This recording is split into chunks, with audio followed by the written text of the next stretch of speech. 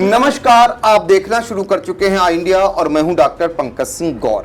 और आई इंडिया के स्टूडियो में आज खास मेहमान आए हैं। आप सभी अक्सर देखते होंगे रालोद का पक्ष रखते हुए अनिल दुबे जी हमारे स्टूडियो में हैं, जो रालोद के राष्ट्रीय महासचिव हैं। आपका सर बहुत बहुत स्वागत है। आप लखीमपुर में पार्टी के तमाम कार्यों को निपटाने के बाद वापस लौट रहे थे, तो आज जानना चाहेंगे हर कोई कि निकट भविष्य में निकाय और पंचायत के चुनाव हैं, रालोद की क्या तैयारियां हैं? देखिए, राष्ट्रीय लोकदल पंचायत के चुनाव लड़ेगा और हमारे राष्ट्रीय अध्यक्ष माननीय जयंत चौधरी जी ने सभी को निर्देशित किया है कि सभी जिला इकाइयां अपने अपने जनपद में उम्मीदवारों का चयन करके उनको जिला पंचायत के चुनाव लड़ना, क्योंकि जिला पंचायत के चुनाव में कोई समझौता नहीं है ना होगा।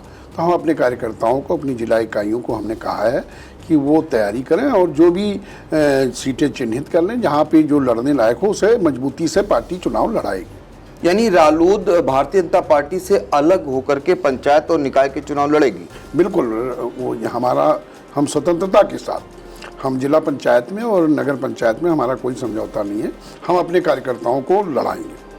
तो ये समझौता क्या 2027 में रहेगा? नहीं, 2027 विधानसभा के चुनाव में समझौता रहेगा। और जब हम जिला पंचायत के चुनाव में ये हम चाहते हैं कि पश्चिमी उत्तर प्रदेश में तो हमारे प्रतिनिधि हैं, 9 विधानसभा के सदस्य हैं, 2 लोकसभा हमारे पास है, 1 विधान परिषद का सदस्य है और स्वयं राज्यसभा में माननीय राष्ट्रीय अध्यक्ष जी हैं। तो चारों सदनों में राष्ट्रीय लोकदल का प्रतिनिधित्व है। और राष्ट्रीय लोकदल के मन के जो राष्ट्रीय अध्यक्ष हैं उनके मन में एक पीड़ा है, और वो पीड़ा उनके मन में भी है, हम सबके मन में है कि पश्चिमी उत्तर प्रदेश से इतर, चाहे वो बुंदेलखंड हो, चाहे वो मध्य उत्तर प्रदेश हो, चाहे वो पूर्वांचल हो, यहाँ भी हमारे लोग विधानसभा में नजर आवें। तो हम अपनी पार्टी को मजबूत कर रहे हैं, जिससे जो लोकतंत्र में शक्ति का बोलबाला है, जनशक्ति के आधार पर ही फैसले होते हैं। तो हम अपनी मजबूती, अपनी ताकत को बढ़ाने में लगे हुए हैं और हम अपने उस हिसाब से हम चाहेंगे, हमारा राष्ट्रीय नेतृत्व को हम चिन्हित करके बताएंगे कि इन सीटों पर भी जो है पार्टी लड़ने की स्थिति में है। तो गठबंधन के शीर्ष नेतृत्व से ये बात की जाए कि पूरब में, मध्य में और बुंदेलखंड में भी राष्ट्रीय लोकदल का प्रतिनिधित्व विधानसभा में दिखाई पड़े, क्योंकि पार्टी का जनाधार है। इन क्षेत्रों में हम लोग जा रहे हैं और मैं तो 30-35 जिलों में इधर पूरब में, बुंदेलखंड में, मध्य में गया हूँ। तो पार्टी के प्रति लोगों का है कि पार्टी की ज़मीन है, पार्टी की फसल जरूर लोग काट ले गए, तो पार्टी चाहती है कि हम फिर से फसल उगाएं और हमें उम्मीद है कि आने वाले समय में पार्टी का जनाधार बढ़ेगा। यानी कि रालोद जो है सिर्फ पश्चिमी उत्तर प्रदेश तक ही सीमित नहीं रहने वाली है।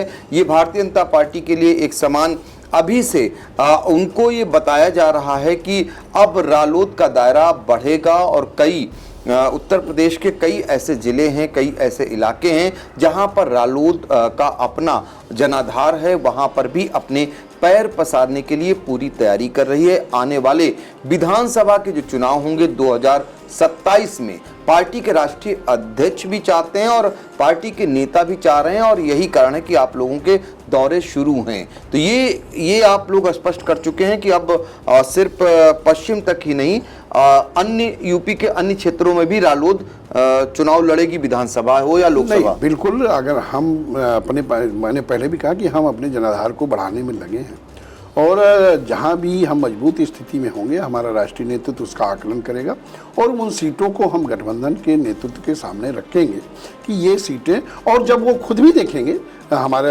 एनडीए गठबंधन में भी वो लोग भी आकलन करते हैं कि उनका भी उद्देश्य इन प्रकार की सीटों को जीतने का ही लक्ष्य है कि एनडीए जीत करके आवे। तो अगर राष्ट्रीय लोकदल मजबूती दिखाएगा, मजबूती के साथ दिखेगा, तो उनको भी वो भी सोचते हैं, क्योंकि सोच उनकी भी वही है कि हमें 2027 में पुनः एनडीए की सरकार उत्तर प्रदेश में बनानी है। तो वो भी यही चाहते हैं और हम लोग भी वही चाहते हैं। तो उद्देश्य तो जीतने का है और हम राजनीति कर रहे हैं, हम कोई संन्यास तो नहीं कर रहे हैं, हमें अपने जनाधार को बढ़ाना है। तो और उत्तर प्रदेश राष्ट्रीय लोकदल का एक शरीर है, पश्चिमी उत्तर प्रदेश में शरीर का कोई एक अंग भारी हो गया, हम चाहते हैं पूरा शरीर बलिष्ठ हो। तो सभी क्षेत्रों में हमारे लोग आए, इसी पर काम हो रहा है और हमने सदस्यता अभियान शुरू किया। बाबा साहब डॉक्टर भीमराव अंबेडकर जी की जयंती से हमारे राष्ट्रीय अध्यक्ष माननीय जयंत चौधरी जी ने कार्यक्रम शुरू किया कि सदस्यता अभियान का शुभारंभ किया, और वह बाबा साहब के जन्मदिन पर शुभारंभ करके ये संदेश दिया कि समाज के अंतिम पायदान पर खड़े व्यक्ति को भी पार्टी से जोड़ने का काम हो, कि जिन उद्देश्यों को लेके राष्ट्रीय लोकदल की स्थापना हुई थी, स्वर्गीय चौधरी चरण सिंह जी ने जो काम किया, किसानों को, शोषितों को, वंचितों को, अल्पसंख्यकों को, सबको, पिछड़ों को, सबको उनका अधिकार दिलाया। आज जो पिछड़े वर्ग के लोग हैं, कमज़ोर वर्ग के लोग हैं, किसान जो अपनी ताकत पहचान पाया, अगर चौधरी साहब ना होते तो ये शायद ये स्थिति नहीं होती। उन्होंने किसानों को सत्ता के शीर्ष तक पहुंचाने का काम किया कि खेत की मेड़ पे भी नज़र रखो, लेकिन शीर्ष पर भी नज़र रखो। तो आज किसान ताकतें मजबूत हुई हैं, और हम ये चाहते हैं कि किसानों की ताकत बढ़े, किसान जो है मजबूत हो, और देश में, मैं उत्तर प्रदेश ही नहीं, देश में अगर किसानों के बारे में कोई सोचता है, उनके बारे में चिंतन करता है, तो सिर्फ राष्ट्रीय लोकदल करता है, राष्ट्रीय लोकदल के नेता करते हैं। अच्छा अनिल दुबे जी, आपने ये तो बता दिया कि पश्चिम के बजाय उत्तर प्रदेश के कई इलाकों में रालोद अगला विधानसभा का चुनाव लड़ेगी, और इसको लेकर आप लोग मंथन कर रहे हैं। कितनी सीटें लगभग ऐसी होंगी जहां पर रालोद का अपना जनाधार है और आपकी अपनी दावेदारी होगी? देखिए, मैंने आपको पहले कहा कि पूरब में ऐसी स्थितियां रही कि उस समय लोग कहते थे कि पूरब में जो जनाधार है वो बागपत की तरह का है। तो चौधरी साहब की, मैंने कहा कि ज़मीन सब जगह है, हमारी फसल कट गई, हमारी फसल लोग चुरा ले गए, हम अपनी ज़मीन पर फिर से फसल उगाने के लिए काम कर रहे हैं, और हम अपनी सदस्यता अभियान को शुरू हमने किया है। हम पहले से 10 गुना सदस्य बनाएंगे, और उसके लिए लोगों में उत्साह है। हमारे लोगों में, आज लखीमपुर हम गए, लखीमपुर में बहुत उत्साह है, अच्छी भीड़ थी, बहुत से लोगों ने सदस्यता ग्रहण की, और जहाँ भी हम लोग जा रहे हैं, हमारे नेता जा रहे हैं, वहाँ पे लोग बड़ी संख्या में जुड़ रहे हैं, और हमें उम्मीद है। देखिए, सीटें लड़ाना और उन सीटों, किन सीटों को लेना, ये नेतृत्व का काम है। हमारा काम है कि हम उन सीटों को चिन्हित करके कि यहाँ पर हम मजबूत स्थिति में लड़ सकते हैं, ये आप बात करिए, आप अपने गठबंधन के नेतृत्व से बात करिए, वो हम काम उस पर कर रहे हैं। और अभी सदस्य बनाएंगे, बूथ स्तर तक संगठन ले जाएंगे, छोटे कार्यक्रम शुरू हुए हैं, फिर बड़े कार्यक्रम करेंगे, रैलियां, सभाएं मंडल स्तर पर करेंगे, और उसमें से स्वतः स्पष्ट हो जाएगा कि हम कहाँ पे लड़ने लायक हैं, और उन पर हमारा नेतृत्व फैसला ले लेगा। अच्छा, एक चीज़, राष्ट्रीय लोकदल ये माना जाता है कि किसानों के आंदोलन की अगुवाकार है, और आपको लग रहा है, आप लोग तो पार्टी के इस समय सरकारों के भागीदार हैं, ऐसे में जो किसान है, खासकर गन्ना का किसान, क्या पर्याप्त मूल्य उसे मिल रहा? अगर नहीं मिल रहा तो आप क्या उनके लिए कर रहे हैं? देखिए, हम जब विपक्ष में थे तो हमने गन्ना किसानों को उनका मूल्य मिले उसके लिए आंदोलन किए, चक्का जाम किया, धरना प्रदर्शन किए, और उस पर सरकार को मजबूर करते थे। अब हम सरकार के साथ, तो हमने किसान के मुद्दे नहीं छोड़े। गन्ना किसान खुशहाल हो, गन्ना किसान को उसका मूल्य मिले, इस पर हम काम कर रहे हैं। हम चाहते हैं, हम कोई छिपाने वाली बात नहीं, हम चाहते हैं कि गन्ना किसानों को मूल्य बढ़ करके मिले, लागत का 1.5 गुना मिले, उनको उनकी लागत से कम अभी मिल रहा है। साहब गोई से आप स्वीकार करते हैं कि हाँ, गन्ना किसानों को वाजिब मूल्य कम मिल रहा है? अभी जितना मिलना चाहिए वो नहीं मिल रहा है, और हम लोग अपने नेतृत्व के संपर्क में हैं। हमारा नेतृत्व, केंद्रीय जो नेतृत्व है एनडीए का, उसके संपर्क में है, उत्तर प्रदेश के मुख्यमंत्री जी के संपर्क में है, और मैं उम्मीद करता हूँ आप भी देखिएगा कि आने वाले समय में गन्ना किसानों के लिए कुछ और बेहतर होगा, और उम्मीद की जाए कि 2027 से बेहतर हो, पहले बेहतर होगा। बिल्कुल पहले बेहतर होगा, क्योंकि किसानों के लिए प्रधानमंत्री जी भी संवेदनशील हैं, और माननीय योगी जी भी संवेदनशील हैं। उनके मन में भी किसानों के लिए बहुत दर्द है, और वो कर भी रहे हैं। किसानों को उनके बकाये का भुगतान मिल रहा है। मैं 100% तो नहीं कह सकता कि 100% मिल गया, लेकिन अधिकांशता मिल रहा है। और गन्ना किसानों के बारे में भी उनसे कई बार वार्ता हुई, हमारे विधानमंडल दल के लोगों ने बात की, हम लोग भी उनसे मिले, तो वो भी चिंतित हैं। कोई ना कोई रास्ता निकलेगा कि गन्ना किसान की भी स्थिति पहले से और अच्छी हो जाए, उनको भी उनका वाजिब मूल्य मिले। और हम लोगों ने तरीका बदला, किसान के मान सम्मान स्वाभिमान को हमने नहीं छोड़ा, और ना हम छोड़ने वाले हैं। हम किसानों के लिए हम प्रतिबद्ध थे, हैं और रहेंगे, और किसान के लिए को उसका मूल्य मिले, इस पर काम हो रहा।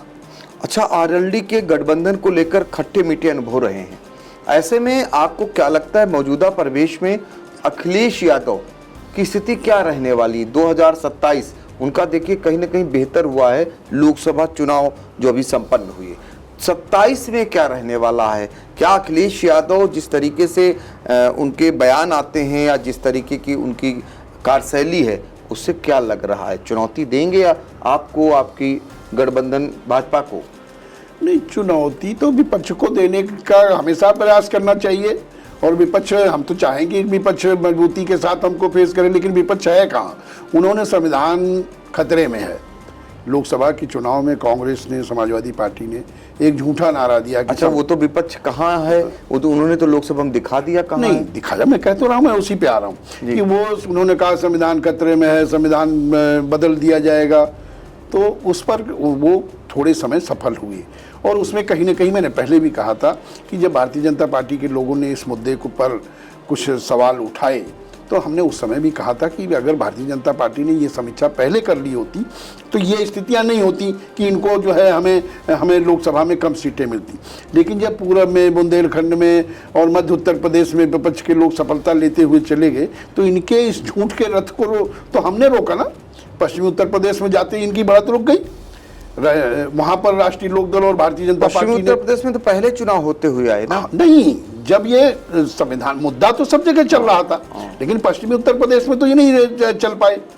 वहां पे हमने इसको फेस किया, हम लोगों ने मिल करके, भारतीय जनता पार्टी ने, हमने, एनडीए ने, सब लोगों ने मिलकर फेस किया और वहां पे रुके। इधर इनका झूठ चल गया, लेकिन वो उपचुनाव में आप देखिए ना कि जो लोकसभा में चला था वो विधानसभा के उपचुनाव में तो नहीं चला।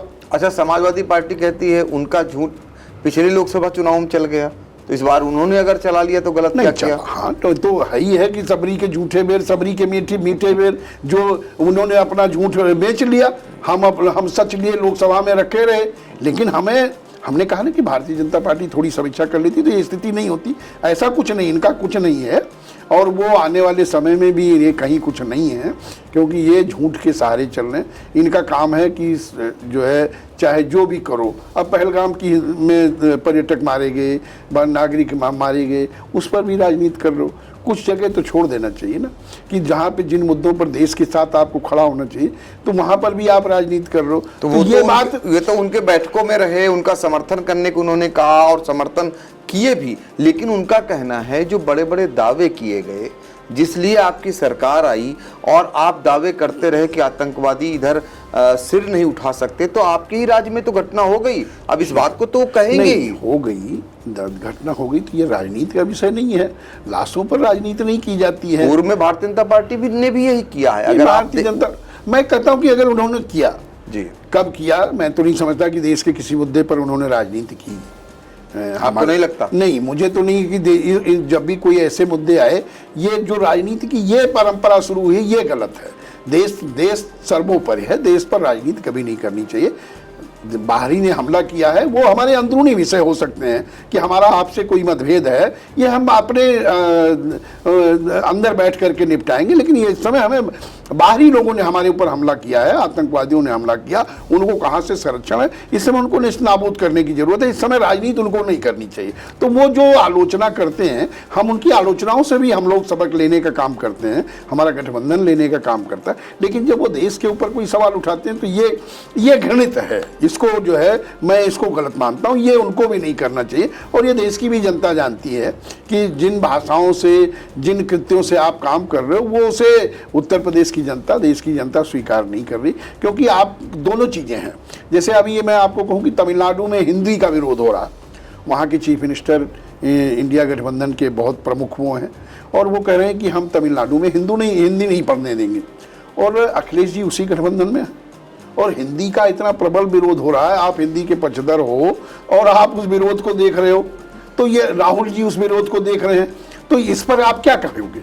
ये बात क्या उत्तर प्रदेश की जनता नहीं जान रही है क्या? आप कहते हो कि कांग्रेस ने मंडल कमीशन को नहीं लागू किया, आप पिछड़ों के हमदर्द हो, और जब कांग्रेस लगातार लटकाए रही मंडल कमीशन, आप उसी के साथ खड़े हो, आप उसके साथ चुनाव लड़ना चाहते हो, तो आप पिछड़ों के हमदर्द हो कि विरोधी हो? ये बात भी तो उत्तर प्रदेश की जनता जानती है। आप कहते हो कि हम किसानों के बड़े हमदर्द हैं और हम किसानों के लिए स्वामीनाथन आयोग की रिपोर्ट कांग्रेस की सरकार में रखी रही, क्यों नहीं लागू कर दिया? आज आपको किसानों की चिंता है, तो ये बात उत्तर प्रदेश की जनता, देश की जनता इस बात को जान रही है। आप कहते हो आज जनगणना की बात कर रहे हो, जब आपकी सरकार रही तो क्यों नहीं जो है उसको खुलासा कर दिया था कि क्या स्थिति है? कुछ समय तक आपको भी अखिलेश जी अच्छे लगते थे? नहीं, अखिलेश जी के साथ हम रहे, हम जितने समय रहे उनकी 111 112 सीटें आई, हमारे साथ वो रहे, उनको भी फायदा हुआ और हम भी जीते, लेकिन उन्हीं को बेसिक फायदा हुआ। वो तो 45 और 47 में सिमट गए थे। अच्छा, ऐसा क्या हुआ था कि होते होते गठबंधन रह गया था? नहीं, उन्होंने अब गठबंधन आप करोगे, अब उन जो बातें बीत गई उनको खोलने का, लेकिन पार्टी हमारी है ना, हमें टिकट दो, हम अपने फैसले हमें करने दोगे ना, कि आप हमें उम्मीदवार भी दोगे। अब कुछ स्थितियां ऐसी हैं कि अब वो जो बीत गई उसका उसको तभी तो हम कोई ऐसे जो है छोड़ के नहीं जाता, कुछ तो मजबूरियां रही होंगी, कोई ऐसे बेवफा नहीं होता। एक सवाल और उठता है, चूंकि आप साफगोई से जवाब दे रहे हैं, एक ईमानदारी से, इसलिए चूंकि आप पार्टी के सहयोगी हैं और बड़े सहयोगी हैं, ऐसे में आप देखते होंगे आज आपसे भी बिजली के कुछ संविदा कर्मी मिले होंगे, शिक्षक भर्ती हो, बिजली के संविदा कर्मी हो या अन्य तमाम ऐसे लोग हैं जो अपनी फरियाद को सरकार तक रखना चाहते हैं, सालों साल से रखते आ रहे हैं, लेकिन ना तो उनकी कोई सुनवाई होती है और ना ही उनको कोई किसी प्रकार का आश्वासन दिया जाता है। ऐसा नहीं है, आप कह सकते कि सुनवाई नहीं होती। लखनऊ में अकबर नगर, रहीम नगर में बुलडोजर चल रहा था, उनको जो है उनकी जो नाप थी 35 मीटर थी और उसको जो है वो लोग ज़्यादा नाप रहे थे, तो हम लोगों ने आवाज़ उठाई, मीडिया के लोगों ने भी उठाई, बड़े चैनलों ने भी उठाई और माननीय मुख्यमंत्री जी के संज्ञान में गया, तो उन्होंने पीछे कहा नहीं ये गलत हो रहा है, ये नहीं होगा।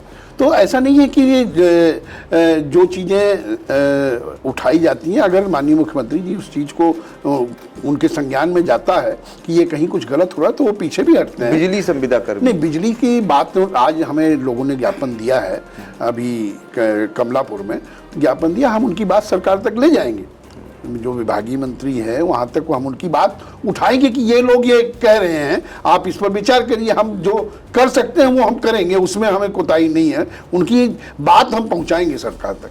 अच्छा, एक बात, भारतीय जनता पार्टी लोकसभा चुनाव में उत्तर प्रदेश में भले ही हार गई हो विपक्ष से, लेकिन अभी भी भारतीय जनता पार्टी के लोग आश्वस्त हैं कि 2027 में वो फिर से आएंगे और उनका ये कहना है, उनके लोगों का ये मानना है, एन केन प्रकारेण, यानी उनका इशारा है कि बहुत सारे दलों को तोड़ा जाएगा। उनमें से एक सवाल उठ रहा है कि सीतापुर की जिला कारागार में बंद आजम खां और आपके रालोद और आज़ाद समाज पार्टी के मुखिया चंद्रशेखर आज़ाद, ये सब लोग एक मंच पर आकर कहीं न कहीं समाजवादी पार्टी के वोट बैंक में सेंधमारी करेंगे। नहीं, हम तो समाजवादी पार्टी के वोट बैंक तो हमारी वजह से वहाँ हम तो हैं ही एनडीए में, ऐसा कुछ चल रहा है? नहीं, हम तो एनडीए के साथ हैं, आगे भी रहना है, हम लोग तो मिलकर के लड़ी रहे हैं। वो क्या कर रहे हैं ये उनका सवाल, राष्ट्रीय लोग, वो चंद्रशेखर आजाद जी जाने, वो जाने, हम एनडीए के साथ। आजम खां को लेने में आपको गुरेज हो गई? कोई नहीं, कोई हमारे यहाँ जब कोई इस तरह का कोई बात आएगी तो उस समय देखेंगे। हम लोग तो अपना दल बनाने में लगे हैं और एनडीए के साथ हैं, हमें एनडीए को बढ़ाने में, एनडीए के साथ कोई भी आओ, ये फैसला तो जो बड़े गठबंधन के लोग हैं कि किसको लेना, आपको रालोद को कोई गुरेज नहीं है, कोई वो अगर लेना चाहे तो हम कहाँ उसमें आपत्ति करने जा रहे हैं। अगर हम एनडीए गठबंधन किसी को अपने साथ जोड़ना चाहे तो एनडीए गठबंधन के जो लोग हैं, बड़े नेता हैं, वो फैसला लेंगे ना, ये उनको जो वो फैसला लेंगे उसके साथ हैं। तो आपको लगता है कि 2000 जो लोकसभा के चुनाव भी हो गए, वो नौबत 2027 में नहीं आने वाली? 2027 में हम और मजबूती के साथ आ रहे हैं, क्योंकि चीज़ें जब स्पष्ट हो जाती हैं कि हमने उत्तर प्रदेश की जनता ने उनको कायदे से समझ लिया कि जिन बातों को ये कहते हैं इनकी कथनी और करनी में भेद है, इनको जो है समाज सबको लेकर चलने की कुव्वत नहीं है। और उत्तर प्रदेश की जनता ये जानती है कि एनडीए की सरकार सबका साथ, सबका विकास, सबका विश्वास, ये इनके साथ है, ये भेदभाव नहीं करेंगे और ये बिल्कुल स्पष्ट है। देखिए आज समाज में जो भी लोग हैं, आज जो भी बात उठे कि जैसे मुस्लिम की बात आती है, अल्पसंख्यक की बात होती है, तो किसान सम्मान निधि है, तो ये तो देश के सभी किसानों को मिल रही है, चाहे उसमें जो भी जिस जाति के धर्म के लोग हों, ये शौचालय है, ये पीएम आवास है, तो सबको मिल रहा है ना। इसमें ये तो है नहीं कि अल्पसंख्यकों को नहीं मिल रहा है या किसी वर्ग को नहीं मिल रहा है। तो जब सरकार की योजनाएं सबको लाभान्वित हो रहे हैं तो वो लोग भी तो चाहेंगे कि जब ये कोई ऐसा भेदभाव तो नहीं कर रहे हैं, तो मुझे नहीं लगता कि कहीं किसी की दाल गलने वाली है। आने वाले समय में भी एनडीए ही रहेगा और अभी लंबे समय तक जो है ये स्थितियां चलेंगी। देखिए, आने वाले समय में एनडीए ही रहेगा, ये कहना है अनिल दुबे जी का, जो रालोद के राष्ट्रीय महासचिव हैं। आखिरी मेरा सवाल एक और है, एक सवाल ये है कि आप सहयोगी दल हैं भारतीय जनता पार्टी के और तमाम सहयोगी दलों को आप देखते होंगे। वो उत्तर प्रदेश सरकार में मंत्री संजय निषाद जी हों या मंत्री ओम प्रकाश राजभर जी हों या फिर केंद्र की मंत्री अनुप्रिया पटेल हों, समय समय पर कहीं न कहीं उनके मन में उत्तर प्रदेश की सरकार को लेकर विरोधाभासी दिखाई दिया, या यूं कहिए उन पर एक समान जो धर्म होता है गठबंधन का वो ना निभाने की बातें आई सामने।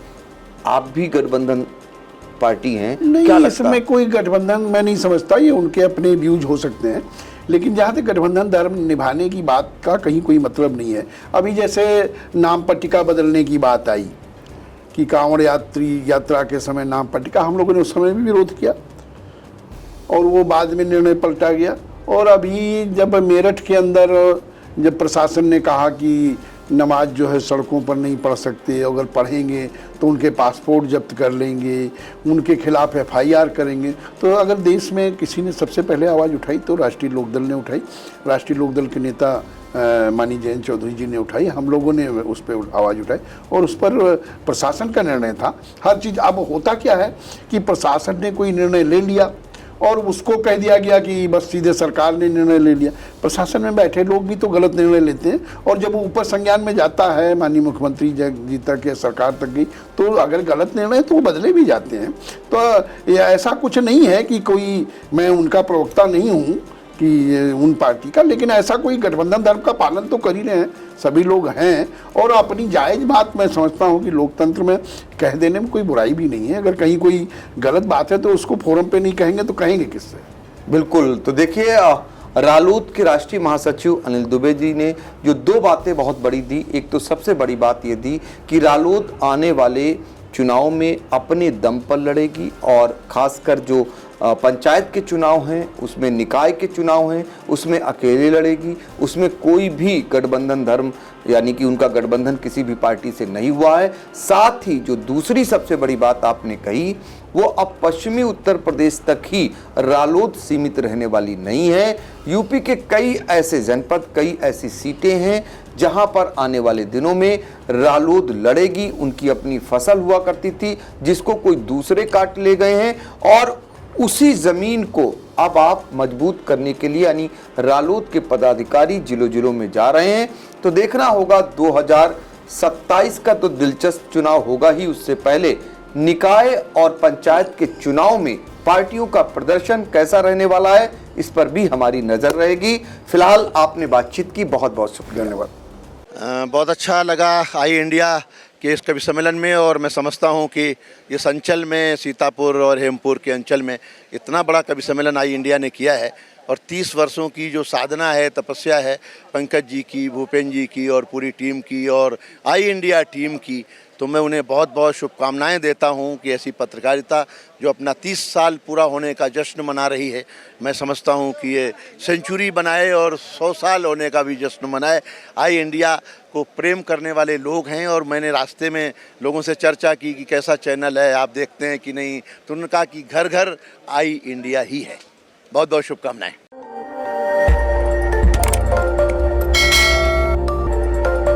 खबर आपकी, नजर हमारी। देखते रहिए आई इंडिया।